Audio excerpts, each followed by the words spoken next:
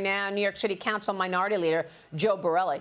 Joe, great to see you. Thanks for weighing in here. What is your reaction to all that has taken place here? Chanley's report.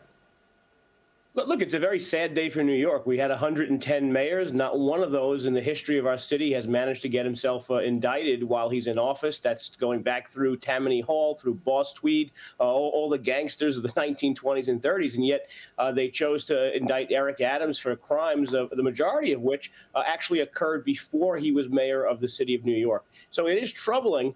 But it's also concerning that there seems to be a lot of coincidences that some of these crimes started to be investigated around 2022 and 2023 when he began to change his tune on migrants. I'm not a conspiracy theorist, but I also don't believe in coincidences. So when his treasurer's home was raided on the day he was going to the White House to tell Biden he's not going along with the migrant situation anymore, that's kind of an odd coincidence. Yeah, stuff like that. I totally agree. That's exactly what I said yesterday, Joe. OK, I don't know if Mayor Adams is clean or dirty. I have no idea. But my sense is that they knew about these Turkey relationships for a long time. But it just so happened to be convenient to take the indictment off the shelf when they did because of everything he said about the migrant crisis, that he needed $1 billion. He couldn't take this anymore. There were too many people coming in and that it was causing crime. That was just too much. And by the way, I also am questioning all of these charges. They sound awfully familiar to what James Cuomo told us Joe Biden did. So where's the DOJ on that? No, there's certainly, this is not certainly an impartial agency. I mean, if he was not Mayor Eric Adams, he would not be facing an indictment today. I haven't found one person to tell me this investigation would have went forward if he wasn't the mayor. So if there is some selective prosecution, I think he really does deserve his day in court. I have as little faith in the Department of Justice as I do in his ability to lead the city. Yeah. All right. President Biden, when asked if Mayor Adams should resign following this indictment, he said, quote, "I don't know." Former President Trump also weighed in on this yesterday. Here's what Trump said. Watch.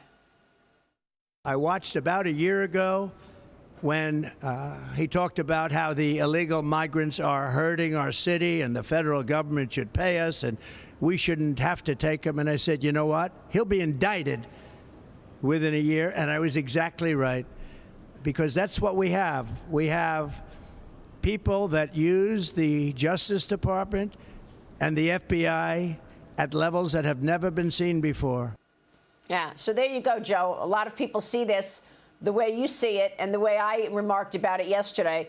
Trump does as well. And it's just really coincidental that this happens now after he started complaining about the migrant crisis. But the White House, meanwhile, is facing questions on Adams' suggestion that he is being targeted over the criticism of the Biden-Harris administration's handling of the migrant crisis. Watch this. We have been always very clear. The president was clear even when he was running in 2020 that he was going to make sure that DOJ is independent and the DOJ is handling this case independently. I'm not going to go beyond that. She's not going to go beyond that, Joe. They're independent, period, right?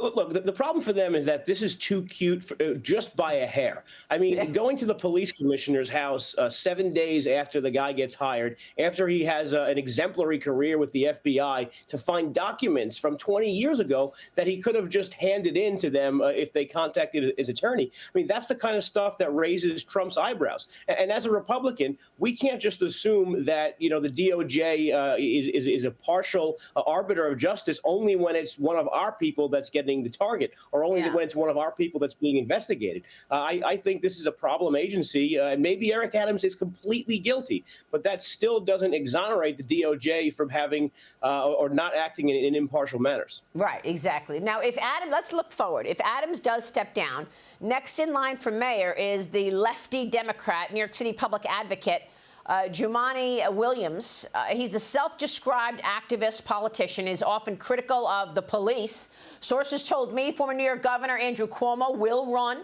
in next year's mayoral race as well.